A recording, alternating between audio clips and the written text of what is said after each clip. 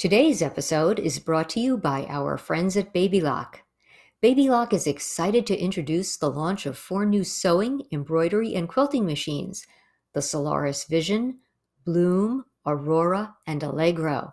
These brilliant machines will unlock your creativity with the latest, most innovative technology and features, and will thrill beginner to expert sewists.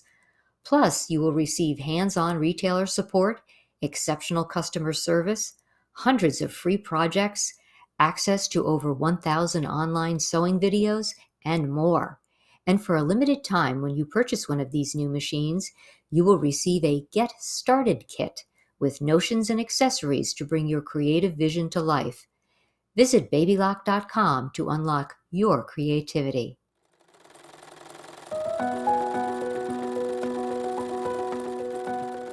Welcome to Sewing with Threads, the monthly podcast by the staff of Threads magazine.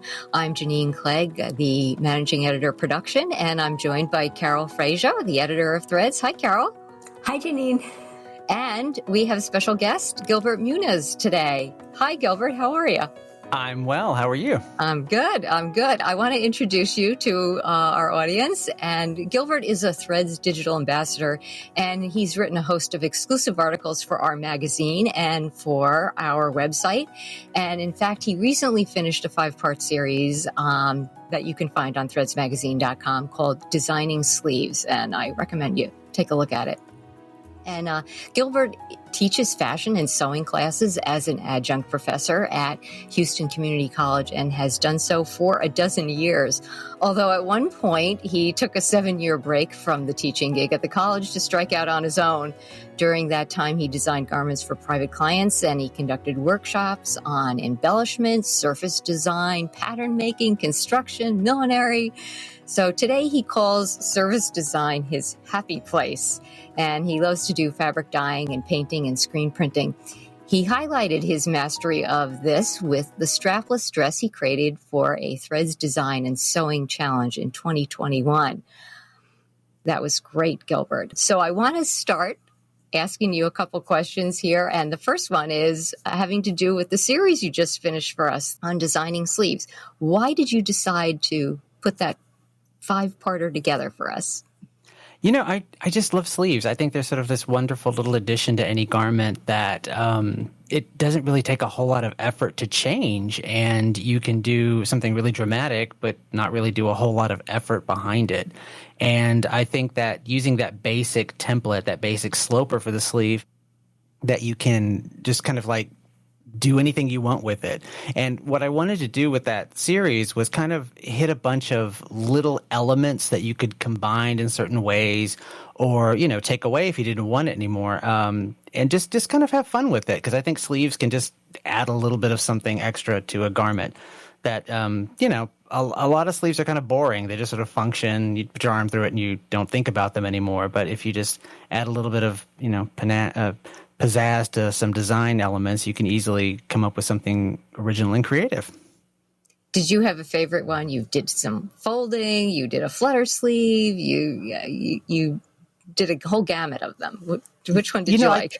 I think that the one I really like is the one where it's sort of cut away. You can move that seam around and hopefully showing people that, hey, you can move this seam anywhere you want to because it just needs to function. It doesn't matter where it functions as long as it does function. And so I think that one's probably my favorite one, especially adding volume. And then, you know, you can take it as long as you want, have it training on the floor if you want. And I think that's probably my favorite one because it was actually inspired by a sleeve I had done years before that I actually thought about putting in this series.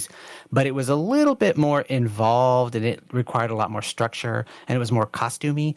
And that's why I kind of like distilled it down to its base elements and said, hey, you know, you can kind of play around with the way this seam works and just kind of have fun with it. I liked this series because it's very doable for folks on all different skill levels.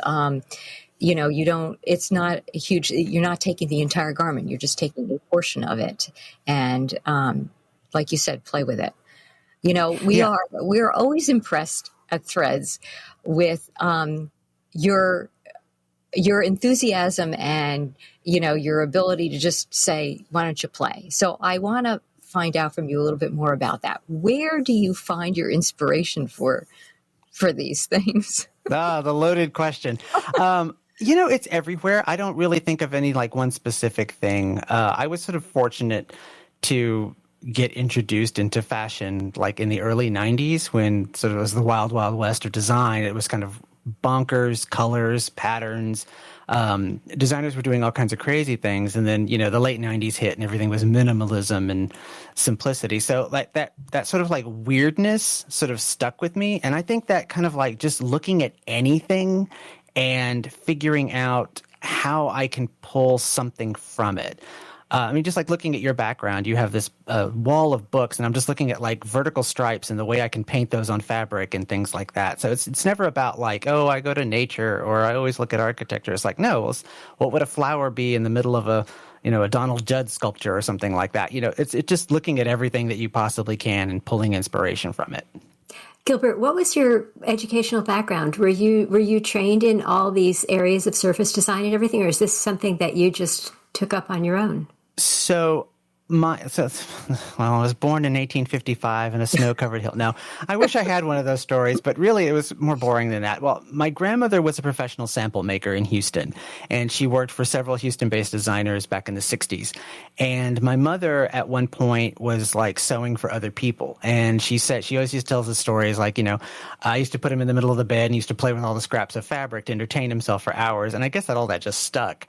But once I sort of understood that I wanted to go into design, I went to Houston Community College, and I was lucky enough to have some really good teachers and taught me a really good foundation for pattern making and sewing and all this stuff. And I'd practiced before then, but I had one teacher who said, well, you knew how to sew, but I cleaned up your act. And I was like, yeah, okay, that makes sense. And so, I just, after that, I guess pattern making's really come easily to me because it's not, I don't know, it just makes sense in my head, and I can sort of like, build things in my head easier than I can in paper sometimes. And then once I understand it in my head, it sort of like just evolves in two-dimensional surfaces. And where the surface design came from was I really couldn't find fabrics that I wanted to work with. And I kept thinking, well, why can't I just paint this myself or print this myself? Or like, what is tie-dye going to do with this dress and stuff? So it all just sort of evolved, and I ended up teaching myself about surface design. And I've taken a couple of workshops with people, and I learned what I could from them.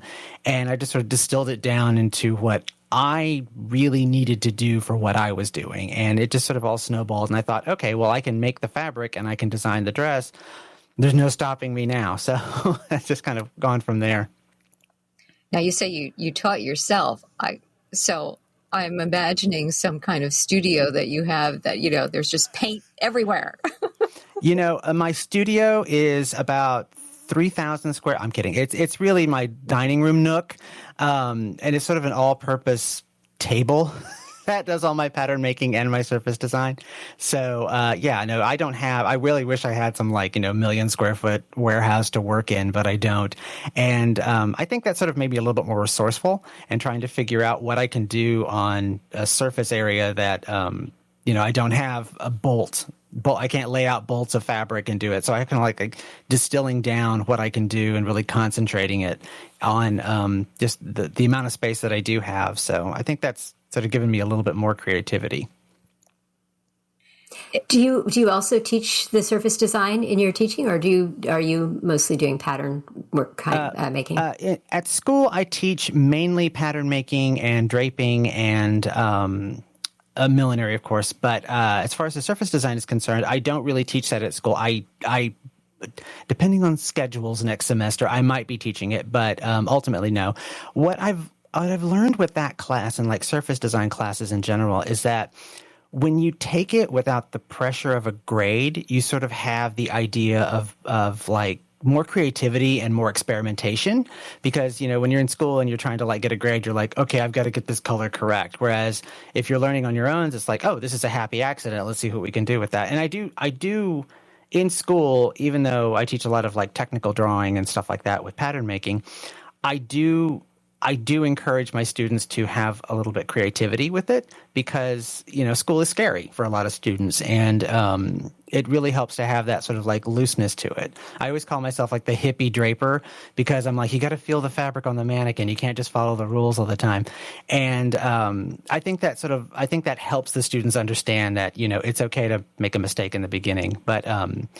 But yeah, no, I might be teaching it soon. I might not be teaching it soon, depending on the schedule. But yeah, no, I just love teaching it a lot because it really does allow students to have more.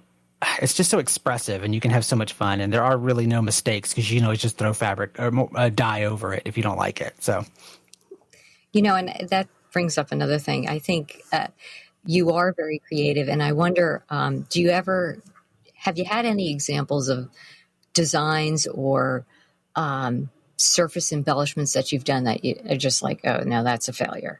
And if that's the case, what do you do? Do you try to like fix it, or do you throw it out and start over? How do you approach that? Because I think a lot of people are kind of scared to try to just play, as we say. I like how you say, do you have an example? Oh, golly, I have an entire closet full of failures. I have the one thing I always tell my students is the reason I can teach these classes is because I've made every mistake imaginable. And a lot of those mistakes came from experimentation, which I think is absolutely necessary in design. You can't just walk in and saying, oh, I'm going to make the same thing everybody else is making. Why? Nobody needs another anything at this point. But I think that when you say like make a mistake, I don't really look at anything as a mistake because if you learn from it, it's not a mistake. And that is something that I've always held true as far as my work is concerned. So like, what do I do with these things? I keep them as examples of what not to do. And I typically show them to my students like, look, hey, this is what happens when you make a mistake. Don't do this, do it this way now. And I can only tell them to do it correctly because I have made that mistake. So, and I think a lot of people, they do get a little intimidated by, there's a lot of information out there and a lot of it is wrong. And I hate saying that, but it's the truth. But so I think a lot of it does boil down to you just trying to find out what works best for you. Because I had a student ask me for some advice the other day. And I kept telling her, I was like, look, you can learn how I do it. You can learn how somebody else does it. But until you figure it out how you want to do it yourself, it's always going to fail or it's always going to be a mistake because you have to be able to distill it through your eyes and your mind and create what you want to create. It's kind of like how people learn to knit. People are like, oh, hold your needles like this or hold your needles like this. Well, it doesn't really matter how you hold your needles as long as you get the stitch you want. And I think that's kind of how it, like as far as surface design is concerned, like it's just some basic chemistry. And after that, it's pure experimentation. And so once you figure out what you want to do, how you want to do it, watch some YouTube videos and like, oh, how do you do a spiral tie-dye or something like that? See how lots of other people do it and then just sort of boil it down into what you want. So I really don't see anything as like major mistakes as long as you've learned something from it. Can you give us an example of anything you've been working on lately that you've learned something? I mean, you've done a lot of this now for years, so you're not learning things every single day, but is there something that you? Okay, well, give us an example. So one thing that I'm going to be teaching a class in the fall, which is like a secondary sewing class for design. And one of the things that I've never really been good at is making like jeans. Like I don't really sew jeans on a regular basis. I don't really have a need to. And so one of the projects for this class is a pair of blue jeans. And so, I mean, I know how to put them together, but I was like practicing and stuff like that. And I've been sort of researching how to put together a fly zipper that's not A, terrifying, and B, absolutely complicated. And I found this new technique where it's more of like a production thing where you're sort of overlapping the seam underneath the fly and then top stitching it down. And it's like, this is incredible. And I was like, I'd never thought to do this before. And, and I figured out a few things that I needed to change on some of the instructions I was reading and looking up.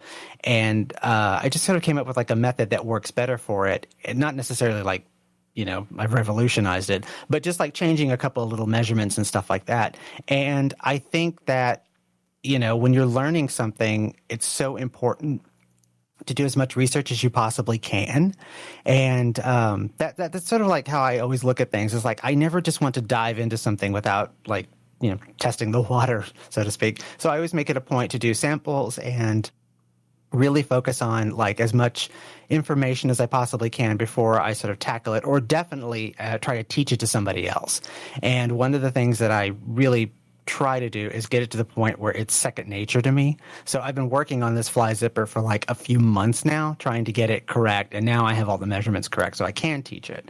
So, yeah. So I would say that it's definitely constantly a learning experience.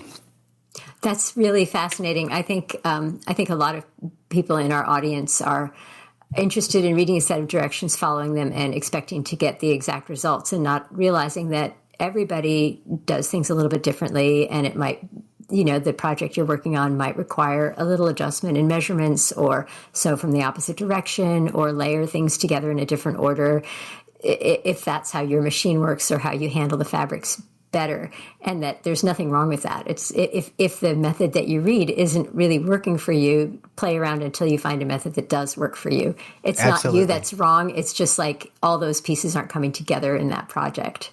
Right. And I think, and I don't want to say, because I do have a YouTube channel, humble plug, but I do say that like a lot of the information you get off of YouTube is for clicks, and you've got to be really careful about what you learn from, how you learn from these people, because a lot of them don't really understand what they're talking about.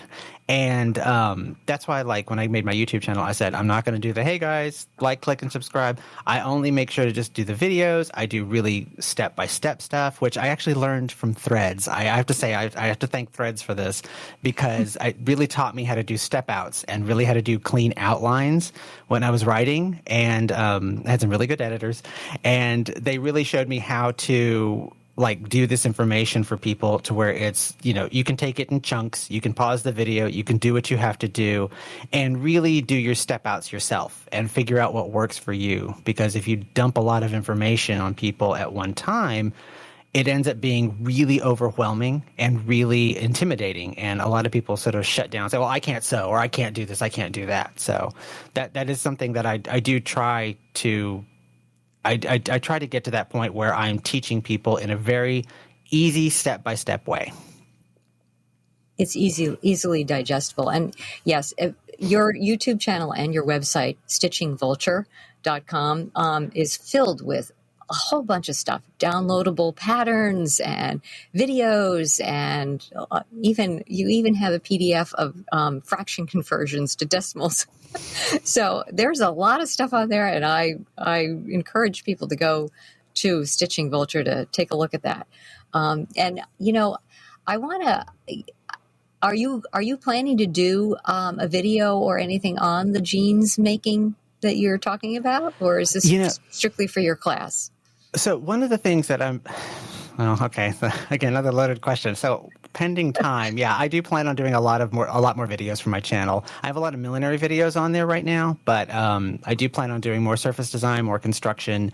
I have like a few different pocket techniques that I'd like to put up there and stuff. But it's if only there were like 72 hours in one day, my life would be better. But pesky sleep and eating, that always takes up way too much time. But, it's just one of those things where I really wish I had more time to do it. But yes, I do plan on doing that stuff. But, at one point, I have to breathe. So, well, you've done some wonderful articles, beaded buttons for us, shisha embroidery, and some very specific embellishments. And I know, surface design and embellishments is, among your favorite things to do. I'm wondering, today's world, people seem to be going super casual. They're not interested in like fussy details as much, it seems. So are you having a hard time selling that to students when you're teaching, or do you find that people are less interested in that? So I think there's I think there's like a weird dichotomy there. Like there's like the people who make how do I say this without being mean? There's an aspect of people who don't want to pursue sewing or design as a career, and they just want to sort of make stuff for themselves, which is fantastic. And then there's like design students that approach it at a different way, because they look at it and like, okay, I've got to compete with other designers. I have to compete with this stuff, so I need to learn as much as I possibly can. So for a design student, it's not a hard sell. It's like, hey, you want me to teach you how to sew on sequins or do shisha embroidery or do all this stuff? Yes, I want to learn how to do this. That way I can, keep up with the fashion design Joneses, so to speak. But like when it comes to like someone who's not doing it as a career, it ends up not being as important. And I understand that. I completely understand that, because at one point it probably wasn't important to me. And I thought, a lot of the things that I learned how to do, like the embroidery and the beading and stuff like that, came from a necessity for something I was designing at the time. And I fell in love with it. And I thought, if I can spend, 6 months sewing beads on a dress, I'm very happy doing that. But that's me. So it just like some people don't care about it, and I get it, but then some people really want to pursue it. So it's not really a hard sell in the sense of like, do you want to learn how to do this? I think what it comes down to is learning how to do it well enough that you can teach it to somebody else, because I do think that a lot of these traditional techniques are being lost. I mean, there's even like haute couture pieces that can't be duplicated anymore because the people that could do those techniques have passed away and they never taught anybody.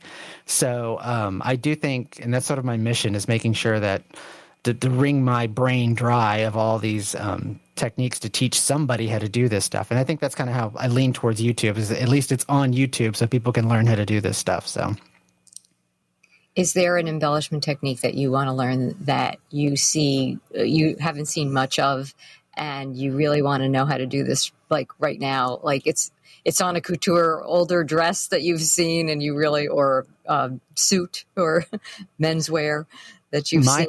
My arch nemesis right now is tambour embroidery. I cannot for the life of me hold that hook. I can't do it. And I've tried. I've done the max tambour embroidery I have ever done has been like a 3/4 of an inch, and I was like, that looks really good, and everything else around it was garbage.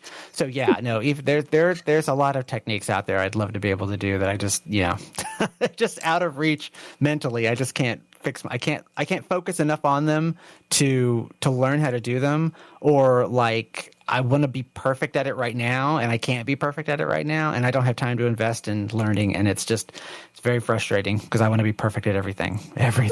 It's funny that you mentioned tambour embroidery, because that's what went through my head when Janine asked you that question. I thought, I wonder if he does that, because if he does, we really could use some tips on how to do that.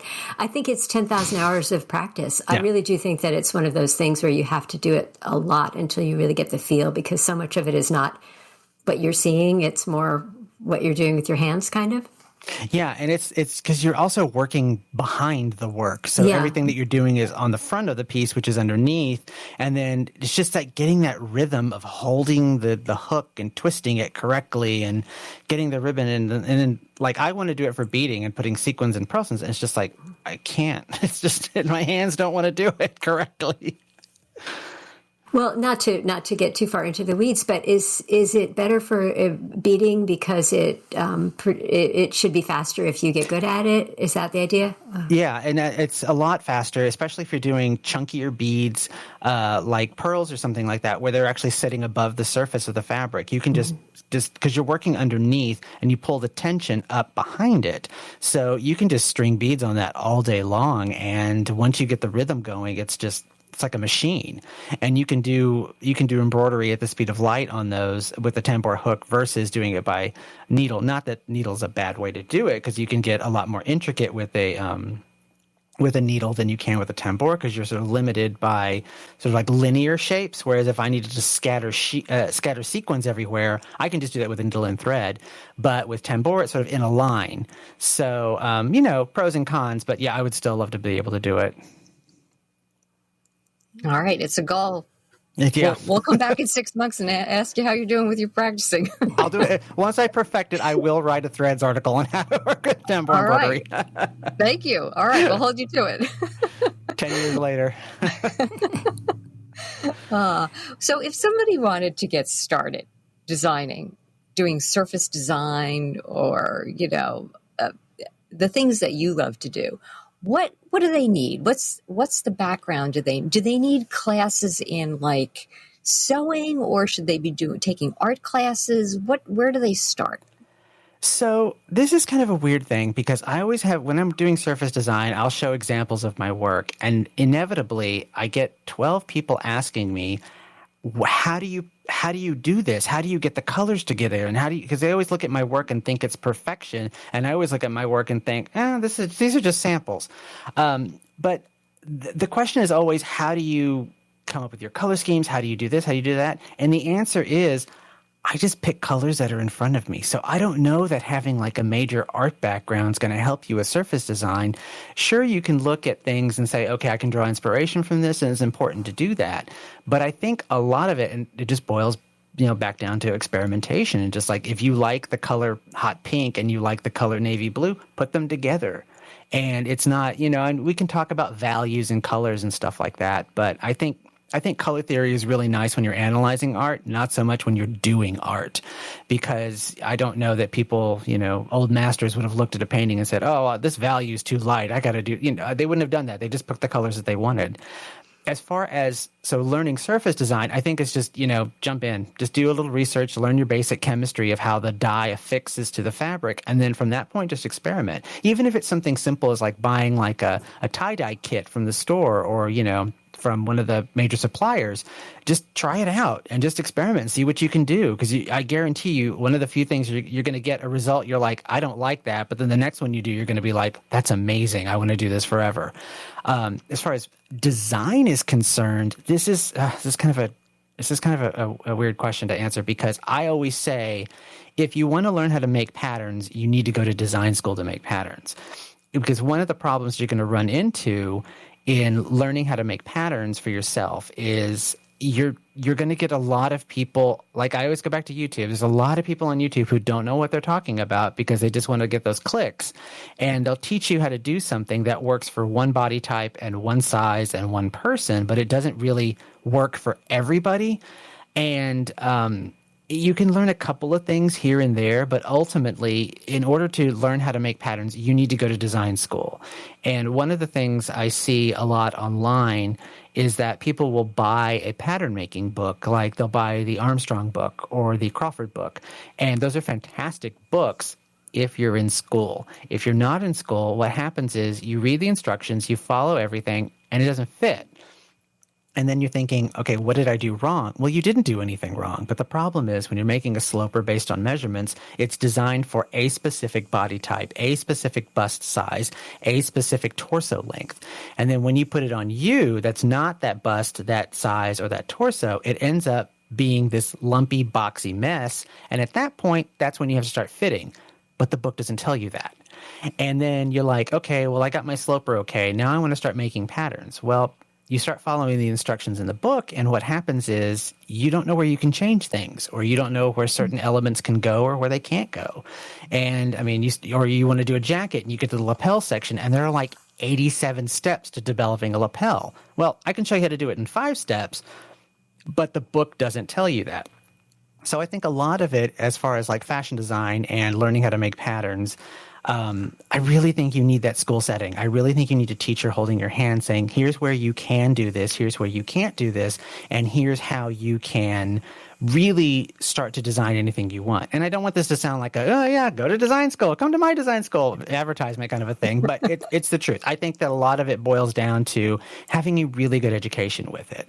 And there seems to be a lot of obsession right now with people drafting their own slopers, and it's terrifying to think that a lot of them are trying this and then failing and giving up on it because they don't know where to do it correctly in the book or how to read the instructions properly. And I don't want them to be discouraged about it. I want them to be really encouraged about it. And so that's why I always say, take a basic pattern making class, and you don't have to do the whole program. You can just take like 1 or 2 classes in any design school and just get that guidance to help you figure it out. So that's where I would say that you could start with fashion design. If you don't want to do that, honestly, I think Butterick and I think Vogue make really good just basic sloper dress patterns that you can fit on your body. You don't have to draft it from scratch. You can just start with a basic pattern and learn to manipulate those basic patterns. So, if you got a pattern that worked and you wanted to change the sleeve, well, I can show you how to change the sleeve. It just, follow those posts and it'll show you how to work with that stuff. So I think that's where you can start. Also, subscribing to Threads is a really good way to learn a lot of stuff because they have really good articles written by professionals who know what they're talking about. Like Gilbert, yes. Thank you for that plug. You can send the check to... No. We appreciate that. And, I also want to plug stitchingvulture.com because, again, you have a ton of information on there. And I think a lot of people, experienced or not, can get a lot out of watching your videos, reading what you've got. Thank you for providing all of that information. I think there are a lot of websites out there that, talk about having a lot of stuff and it's not there. So you're authentic in that way. Well, we do appreciate your time, Gilbert, and we hope we can talk to you again. We are out of time already. I can't believe it. This was such a short conversation. I was ready to go for another 3 hours. What are we doing? We never even got to talking about hat making and millinery, which we will do some other time because your website is really inspiring on that regard. So yes. Yeah. That's true. So thank you again. We appreciate it. And we hope to see you again here soon. Thank you. I've had a great time. Thank you for listening. Follow Threads on social media and visit threadsmagazine.com to view show notes for this episode. While you're on the site, check out Threads Insider, our online membership with exclusive access to expert sewing techniques.